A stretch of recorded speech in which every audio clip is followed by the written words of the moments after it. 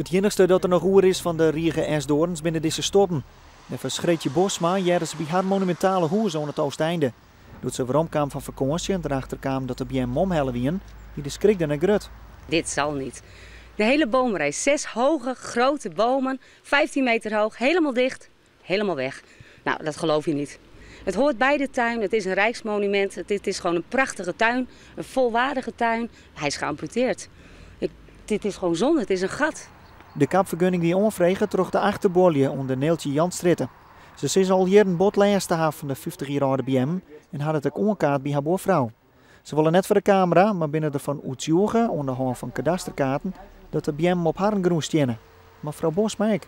Het is wel vrij duidelijk dat het bij jou is, het kan net een misverstand wezen? Nee, ik heb de kadastrale kaart en het is opgemeten. En deze bomen, het is ooit een hele bomenrij geweest bij het huis. Die bomenrij hebben we verwijderd, maar deze 6 achter, die zijn blijven staan gewoon om het pand helemaal dicht te zetten in de tuin.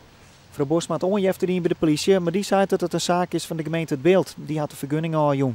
Doe is er net op het plak zelfs controleerd. Vanmorgen had er wel een ambt naar West. Net zoals past dat binnen de grenzen van de vergunning is er niks verkeerds gebeurd. Dat wil zeggen de BM binnen van de onvrager?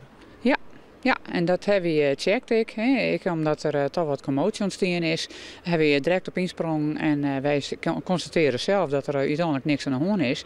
Dat de BM op de grond staat van de onvrager.